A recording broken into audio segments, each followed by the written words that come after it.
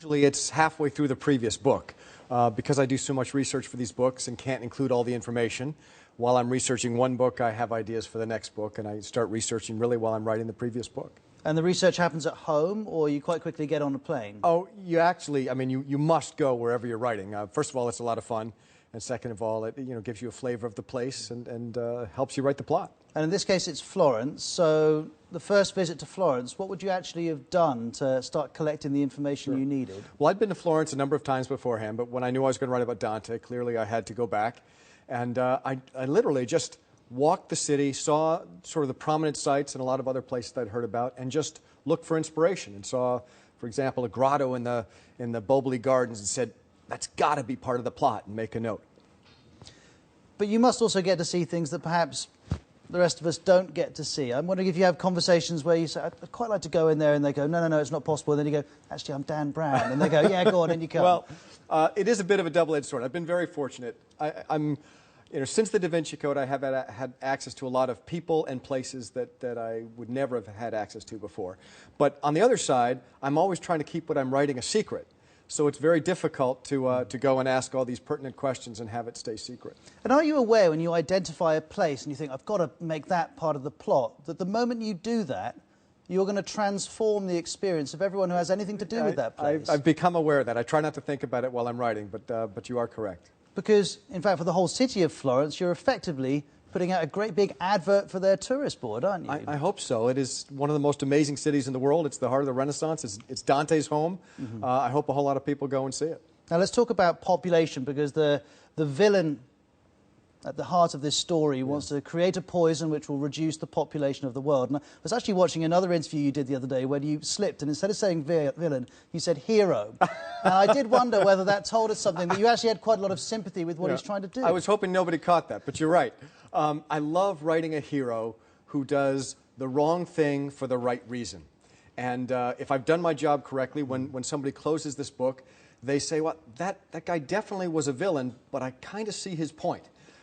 He's again doing the wrong thing for the right reason. So this is you wrestling with the fact that Malthus in the end turned out to be wrong, that disease or natural disasters are not checking the Earth's population growth. Not fast enough. I mean, certainly if we leave things the way they are, nature will find a way to correct things. But our villain's hope is that maybe we can step in with technology and cull our numbers in a slightly more humane way.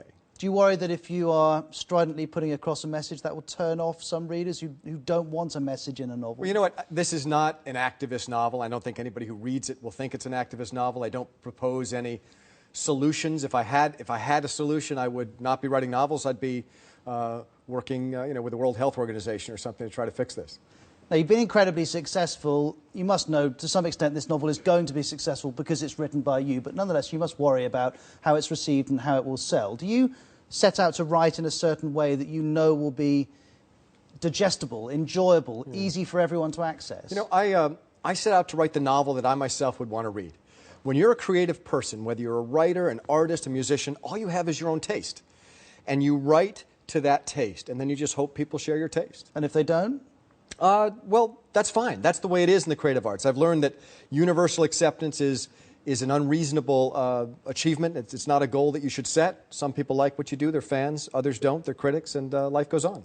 You say life goes on, but have you developed a thick skin as the books have come out and they've been incredibly popular, but in some quarters there's been some fierce criticism. In other quarters there's been praise, I should You know what? You have to have a thick skin. When you create anything and put it into the world, you're essentially, creating a blimp, floating it up, handing everybody a gun and saying, what do you think?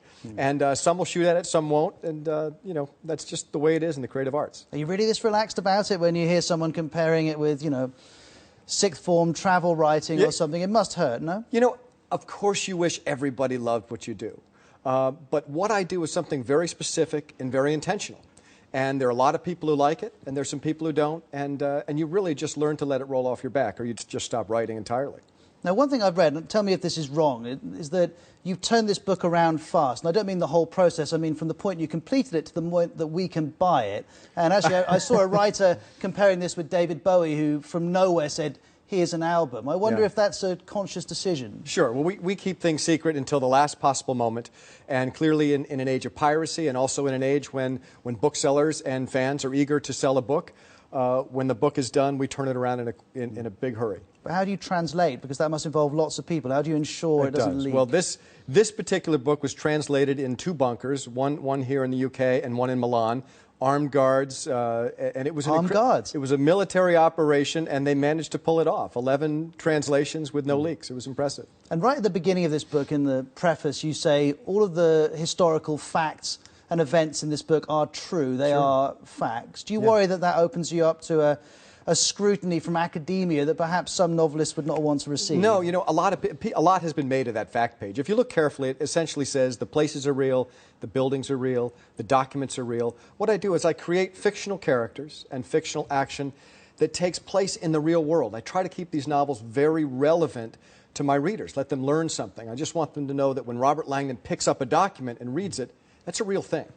I was telling our viewers I was going to be interviewing you. We posted on the BBC World News Facebook page, and I was saying, what should I ask? And of course, I've got more suggestions than I can get through. But one caught my eye from Nana in Ghana, who just wanted to ask, are you religious? Are you a Christian? I guess I would consider myself a work in progress. I study a lot of religions, and I think, like most thoughtful, thinking people, I have a lot of questions and remain spiritual and hopeful, I guess. Did you take an interest in the change in the Pope? Was it something you had a view on?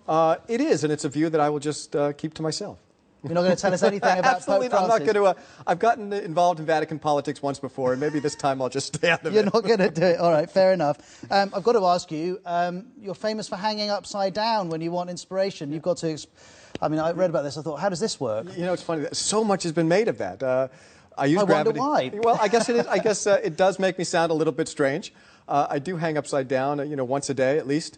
It's great for the spine. It's, you know, oxygenates your brain. And Did you get the idea from Dante's Inferno? Or no, it was long before Dante. Yeah, long before Dante. So, hold on, you've got kit at home which allows you to hang upside down? Sure. And, I mean, anybody who's read Angels and Demons knows there's a lot in that book that can be viewed upside down, amigrams. And, you know, maybe that's part of where it came from. And is that what you've used to get over any writer's block? Because I'm sure you must suffer from that, as any writer does. Sure. You know, hanging upside down helps you see the world in a new way. And again, I'm making myself out to be very strange. Tricky of you. Now, also in this programme, we're going to be paying tribute to Ray Manzarek, one of the founders of The Doors. And I did just want to ask you before you go, isn't it true you've got a little bit of a musical past? I'm just wondering who your influences were. You know what? The Doors? Are you getting into the Californian scene? You know, it's funny that I did have a musical past. My mom was a professional musician. I played piano every day of my life. I still play every day. I was out in Los Angeles and Hollywood for a while as a very hungry, starving musician, and the road signs of life said you may want to go write a novel instead.